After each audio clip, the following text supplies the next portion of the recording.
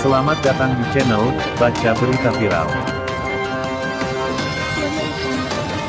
Perseteruan tokoh elit politik Megawati terhadap Menteri Jokowi, ternyata ada yang kesal. Berikut kami beritakan dari situs laman sebagai berikut.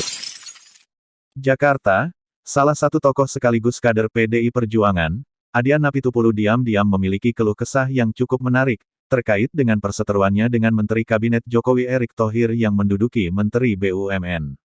Andalan Ibu Megawati itu punya beberapa alasan mengapa dirinya begitu tak suka dengan salah satu menteri tersebut.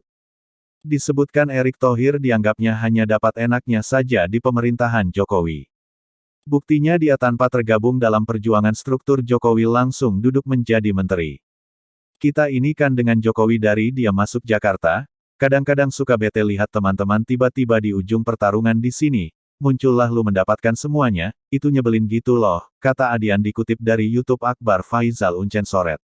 Adapun mengenai peristiwa ketika Adian masih bergabung di tim kampanye nasional TKN, Koalisi Indonesia Kerja pasangan Capres Jokowi dan Cawapres Ma'ruf Amin.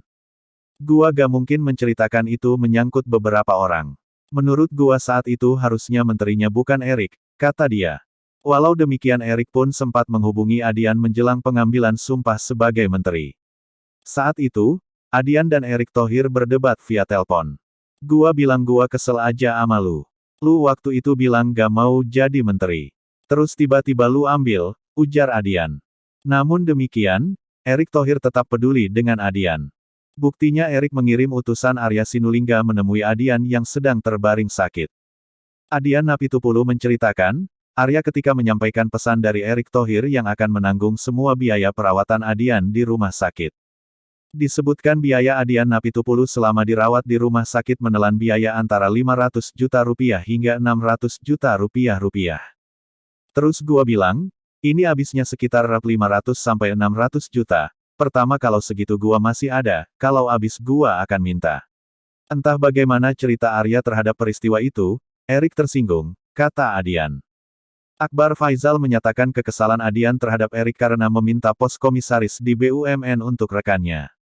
Itu pertemuan kesekian kalinya, ketika gua ketemu Erick Thohir, gua bilang begini, bos lu itu pengusaha. Intuisi, alam bawah sadar, lu ya memang nyari duit, pengusaha pasti itu, ujar Adian. Sementara Adian mendaku dirinya adalah pejuang politik. Pejuang politik itu kata Adian, memperjuangkan ide dan ide itu diperjuangkan orang-orang. Jadi penempatan orang itu bagian dari perjuangan politik dan itu gua yakin sama lu meyakini pengusaha itu ya hukum alamnya begini, kata anggota DPR RI ini. Akhirnya kini lebih dari 10 teman Adian menempati pos komisaris di BUMN. Baginya itu adalah bagian dari tugas perjuangan. Konflik antara Erick Thohir dan Adian mereda setelah Ketua DPP PDIP Puan Maharani dan Presiden Jokowi turun tangan.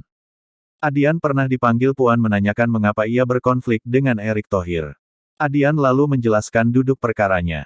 Setelah itu Puan meminta Adian mengambil cara lain yang tidak terlalu terbuka. Saat pertemuan dengan Jokowi, Adian mengatakan, Presiden meminta Adian untuk bicara dengan Erick Thohir.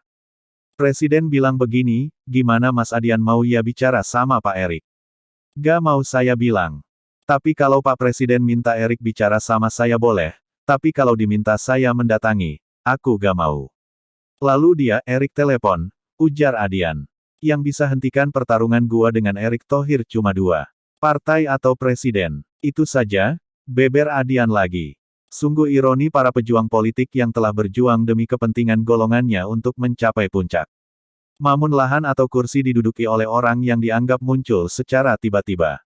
Sumber, Arta Ekonomi Co.id. Demikian info dari kami, semoga bermanfaat.